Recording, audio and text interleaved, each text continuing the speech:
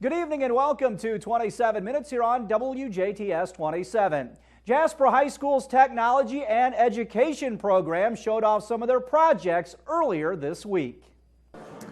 Hi, my name is Mark Braun. I'm the Director of Technology and Engineering Education here at Jasper High School. And this evening, this is our engineering open house. In the center of the room is a Vex Robotics game table. And what the students are doing is they have a robot they've designed and created that will relocate standard billiard balls into a center scoring cone into the center of the table. Off to the left here are our senior engineering design projects. These 5 young men with the ties on to the left here are demonstrating basically as a final exam. They're making a public presentation of what they've been working on all year. We have everything from a digital display device to a video game controller to a sports equipment relocation device, something you'd put in the trunk to haul, I think, bowling equipment actually, and then as well as a theatrical lighting and sound related project also. So that's kind of the 5 main projects we have. Also here this evening we're demonstrating our wind tunnel. The Jetstream 500 is the wind tunnel that we run in our aerospace engineering class. And we're doing a simple flow visualization where we're using dry ice to make a fog, and then we're putting different objects into the wind tunnel and watching air interact with those objects and testing the lift and drag on the objects. Also featured here this evening are our Jasper Middle School and also our local Procurel Middle School and elementary school students with the first Lego League program, and they have Lego robotics. They are programmable Lego devices that use motors and sensors and gears so they can interact with the students. Also here tonight representing our computer integrated manufacturing curriculum, a industrial robot arm that's used for training. And that industrial robot arm is relocating objects, which proves that it can perform a repetitive task with precision and also with accuracy. The students learn how to design robot programs for use in an industrial environment in the computer integrated manufacturing class. In the state of Indiana, we have the Indiana Math, Science, and Technology Education Alliance Super Mileage Challenge. We are all given the same set of design constraints, and it's real interesting. Every team solves the problem differently. So our students have 2 different vehicles here. One is the stock class vehicle, which is in its first year, and they actually were able to achieve 250 miles per gallon with their design. The unlimited team is the upperclassmen, and their car here was actually able to achieve 611 miles per gallon, which gave them a 5th place finish in the state of Indiana of 24 other unlimited class teams. Also here tonight is Pike Central High School, and they're here representing a unique program at their school. They have a laser engraving machine, and this machine is capable of any design. Their laser engraving machine will cut that design or that text into glass, acrylic, wood, really a variety of different materials. Meanwhile, Memorial Hospital and Healthcare Center hosted a program called Sharing Hope and Courage, a conversation about cancer with Dr. Lawrence Einhorn and Jane Hepner.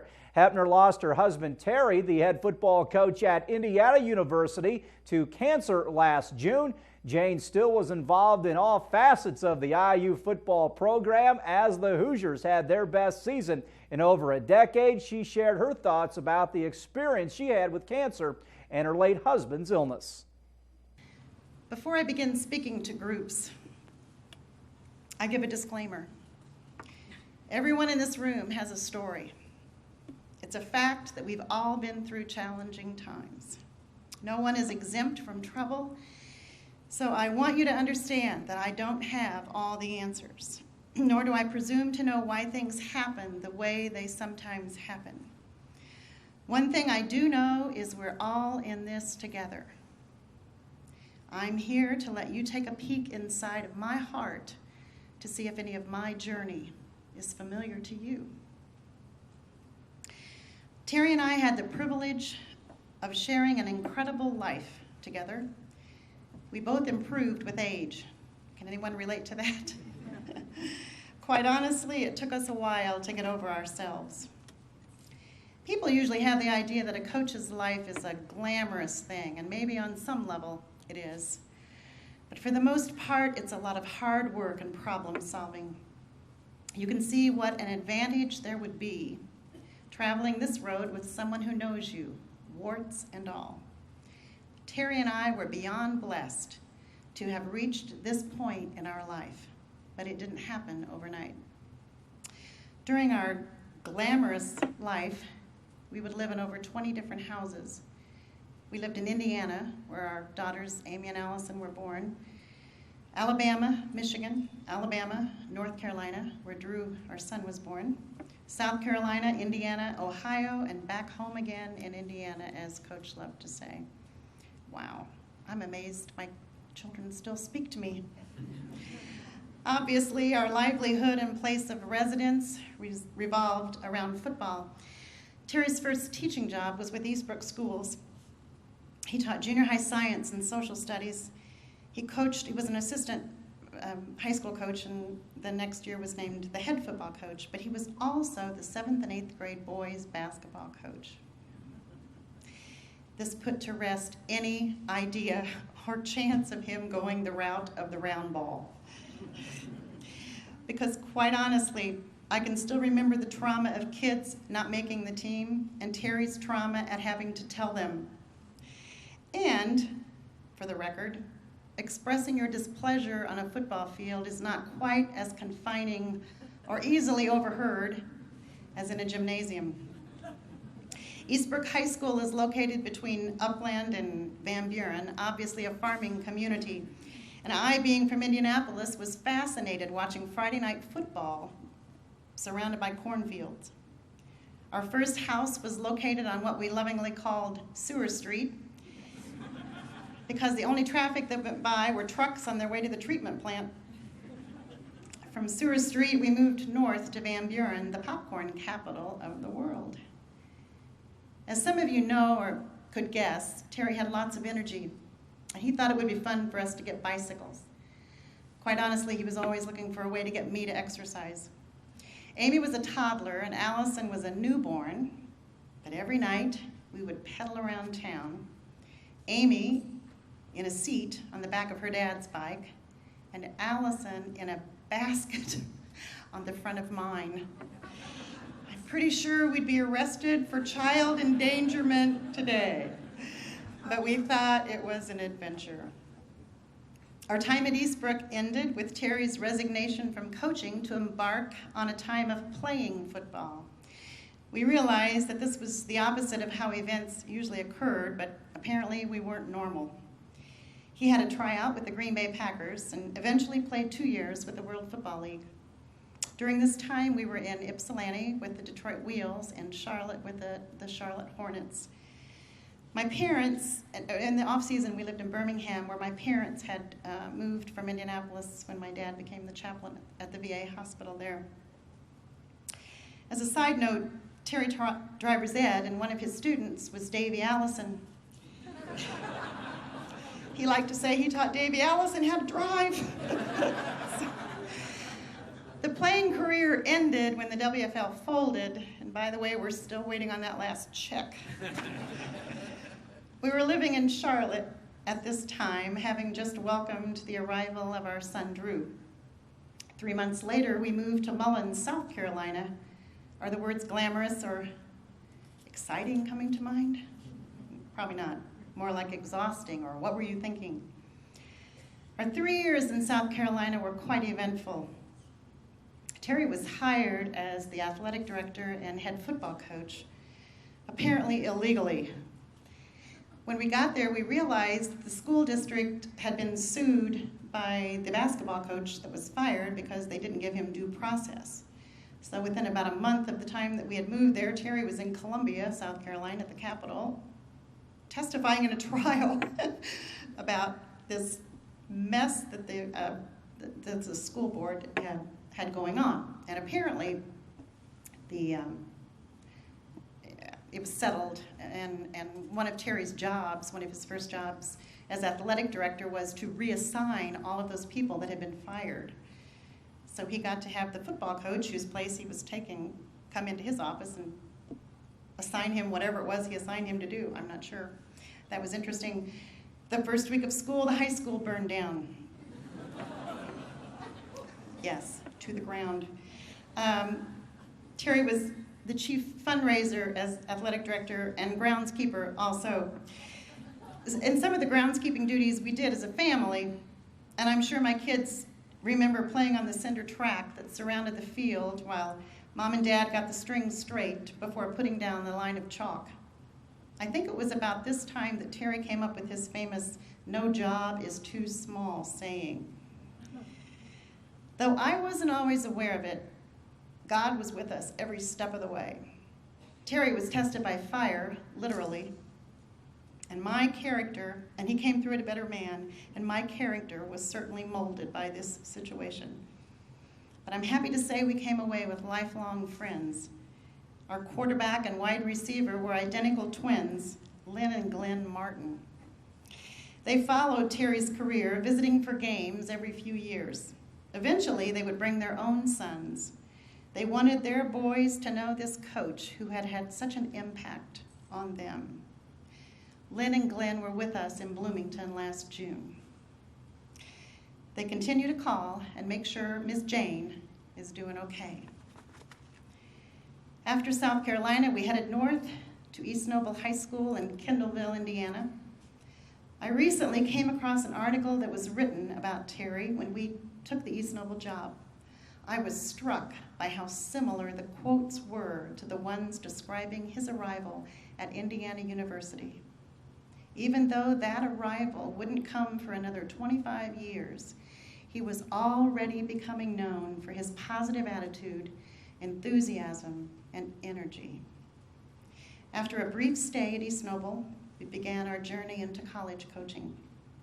We would be at Franklin College, where we had met, when we were there for 6 years. During this time, I finished my degree in elementary education, and Terry wore many hats, as is the case at any small school. He taught classes, coached track, and loved working with the man that he had played for. He and Coach fought, put together teams that were successful, and taught life lessons along the way.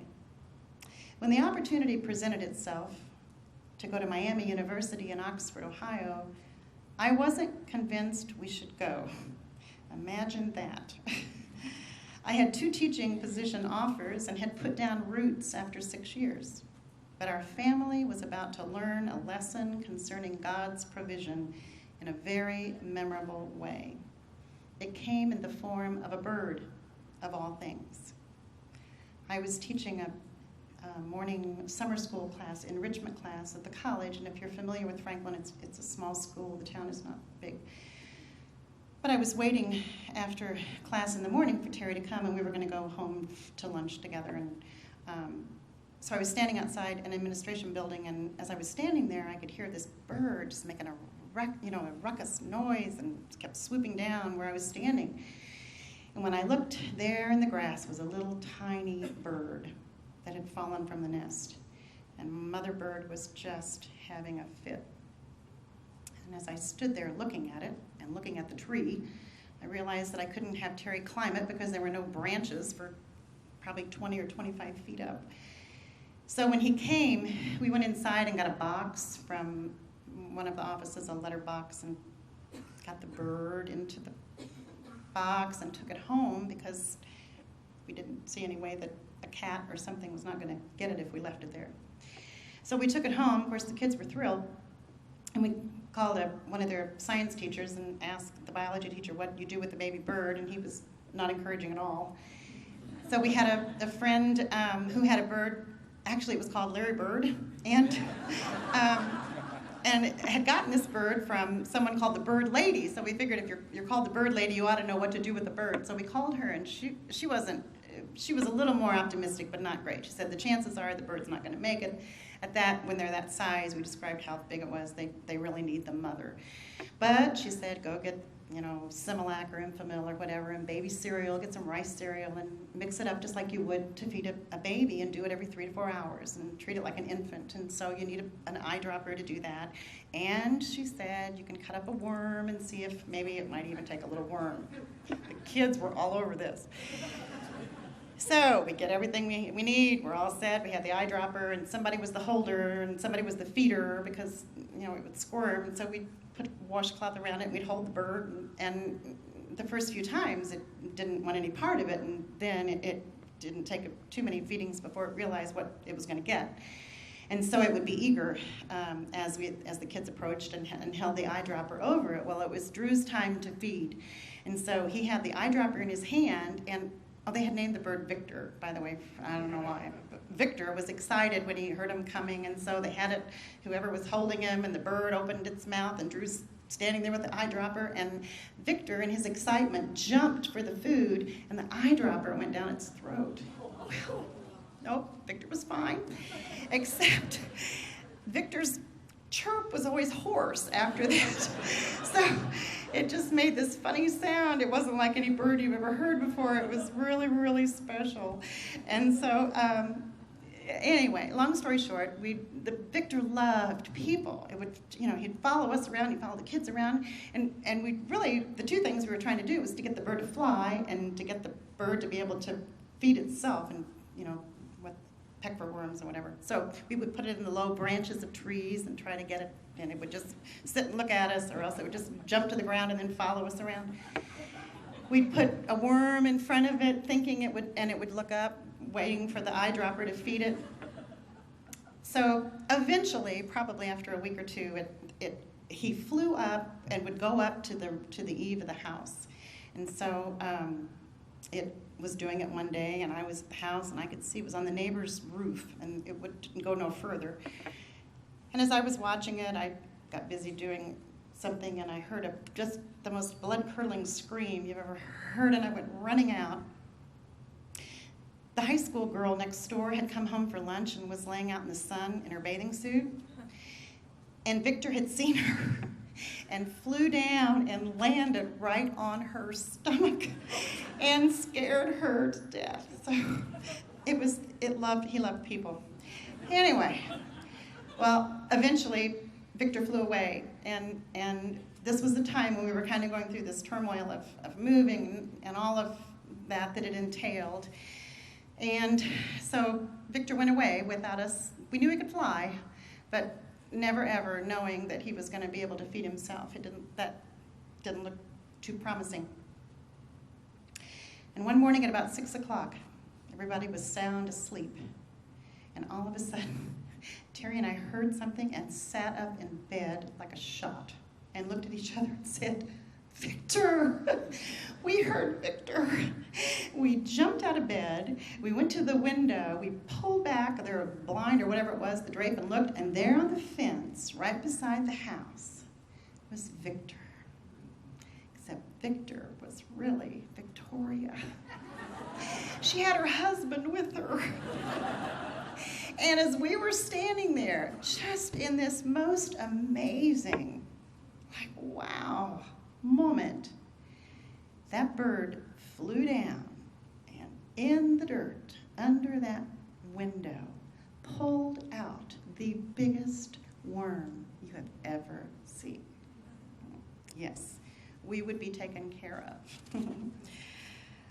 Our Miami years were growing ones. Terry honed his skills, and I embarked on my 3rd grade teaching years. Yes, there was a position waiting for me. Our 3 children would all receive Miami degrees. Terry was named the head coach in 1999 and proceeded to take his teams to 2 bowl games and conference championships. He also recruited and coached Ben Roethlisberger, who has done quite well in his career with the Pittsburgh Steelers. Ben was also in Bloomington last June. During our Miami years, Terry and I began to realize how powerful the bond of marriage is. As a couple, we began to put each other's needs before our own. What a novel idea. As simple as it sounds, it's not always easy. We like to have our own way. But as we began to do it consistently, it had a dynamic impact on us. We had given lip service to that idea, but now we began to live it. He became so appreciative of how I had always been there for our children when his job had kept him busy. He looked for ways to honor me, and it was very touching. God brought a sweetness into our relationship. We so enjoyed the pleasure of each other's company. I think many couples could avoid much heartache and unhappiness by taking their eyes off of themselves and on to the one that they vowed to honor and love. The closeness of our family also deepened. Terry had no more loyal or greater fans than his children, and we had the blessing of being able to see them often. Our daughter Amy married her college sweetheart Steve and proceeded to give us the incredible gift of Tucker. Her dad had an out-of-body experience when he became a grandfather. Beginning with Tucker, his heart melted with each of our grandsons, and they became the object of his prayers and devotion. Spencer followed his brother 2 years later, loaded with his paws, that's what they call Terry, his paws, persistence, and competitiveness. Allison and her husband Drew gifted us with Tate, so similar in nature and build to his paw. And Quinny, the 4-year-old who's destined to be a construction worker, or as he puts it, a row crop farmer. It's great. Our son Drew, in so many expressions and mannerisms, is just like his dad. When we left Miami to take the IU job, people were surprised that we would leave our children. They really are fully grown, highly functioning adults, but the closeness of our family had become common knowledge. Our welcome to Indiana University and the city of Bloomington was overwhelming. The state fell in love with Coach Hepp, and he basked in the glow of that affection. He returned the love, and his sincerity and depth of gratitude were never in doubt. The spring and summer of 2005 were a whirlwind of speaking engagements and all that goes along with changing a culture in a few short months, like that Jasper golf outing. He was laying the foundation that was necessary for a strong and lasting structure. Terry's program goal was 100% graduation rate, and to build a team that was based on integrity, loyalty, and tenacity. He used the analogy of a house when making this point. The foundation was integrity, doing things the right way. The walls were trust, players and coaches believing in one another. Some people say trust creates chemistry. Coach would say that it's hard to define, but it's easy to point to. Lastly, this house has a roof of tenacity, a fancy word for never giving up. I can hear him saying it's always too soon to quit. Terry was able to reap the rewards of doing things with integrity. He got his dream job, and I got to share it with him. 2 traditions that Coach Hepp introduced were the rock and the walk. Memorial Stadium is built on and made of the limestone for which our area of the state is so well known. With this rich heritage, it seemed only natural to use limestone as part of our football persona. And so, from the pile of leftover boulders, from the construction of the stadium, one manly one was chosen. The 3-ton rock was secured on a base and placed by the end zone for players and coaches and fans to touch. It became an incredible connection for everyone. And the walk. 2 hours before game time, the Hoosiers get off the buses on Woodlawn, make their way across 17th Street to Assembly Hall, and then into Memorial Stadium. Unless you've experienced it, words cannot describe it. The energy and excitement that the players and the fans enjoy is great. It's amazing how those 2 things lend themselves to spiritual analogies. People would ask if we did it on purpose. No, we didn't. But now, looking back, I'm sure someone who could see the whole picture understood the parallels. We were about to truly walk the walk and know exactly how it feels to lean on the solid rock. In December of 2005, a different journey began for us, but one that we faced with the same intensity and positive outlook that was our way of life. We had attended a Pittsburgh Steelers game in Cleveland on Christmas Eve afternoon and then returned to our daughter's home in Cincinnati.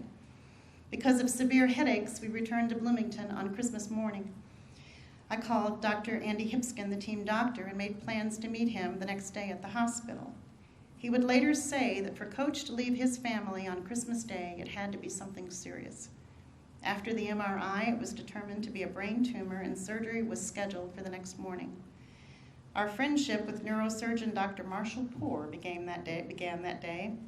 His visits brought the facts, but also his wit, sense of humor, and many, many discussions about football. Terry enjoyed telling people his brain surgeon was from Louisiana and nicknamed Bubba. Truly. Dr. Poore was a die-hard LSU fan and was rendered speechless briefly when Terry presented him with a ball signed from Coach Les Miles. During this time, our spiritual lives reached a new level. As some of you know, Jeremiah 29:11 became a special verse for our family. For I know the plans I have for you, says the Lord, plans to prosper you and not to harm you, plans to give you hope and a future. We trusted God for the plan he had for us. It's certainly not the way I would have scripted it, but those 18 months prepared us both for where we are today. 2006 was undoubtedly the best year of our married life. In February, after attending the Super Bowl in Detroit and watching his quarterback perform, Coach underwent treatment at the MPRI in Bloomington. And while he received proton therapy, we became acquainted with Dr. Alan Thornton and his amazing staff. On September 13th, my birthday, Terry had his second surgery.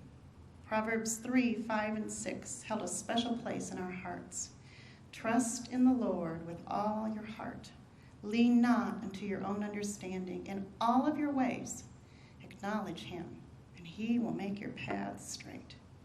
As we committed each day to God, our hearts and our home were filled with his love and peace. We were incredibly blessed by the people who came into our lives. On the morning of June 19th, the love of my life went on to heaven. In the days that followed, the outpouring of love and support was amazing. It gave such comfort and strength to our family to know how many lives Coach touched. We continue to be encouraged by stories of people he impacted, many of whom never met him. But in the midst of all of this, the reality of my loss was staggering. I just couldn't imagine my life without him. How could I go on with half of me missing? Slowly, I began to realize that I was to live my life just exactly the way we had lived our life together, trusting God, relying on his strength, and never, ever giving up. Terry has left me a priceless legacy. 3 things stand out. First, a good name. Proverbs 22:1 says, a good name is more desirable than great riches. To be esteemed is better than silver or gold. Money cannot buy a good reputation.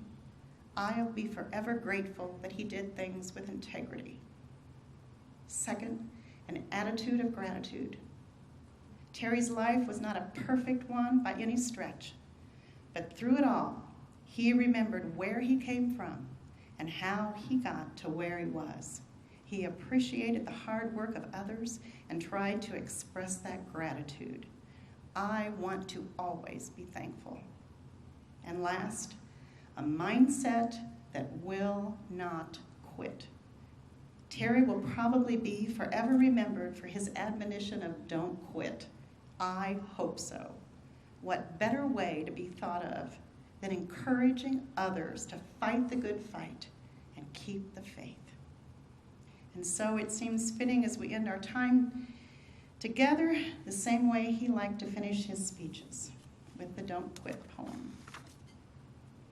When things go wrong, as they sometimes will, and the road you're trudging seems all uphill, when the funds are low and the debts are high and you want to smile, but you have to sigh, when care is pressing you down a bit, rest if you must, but don't you quit.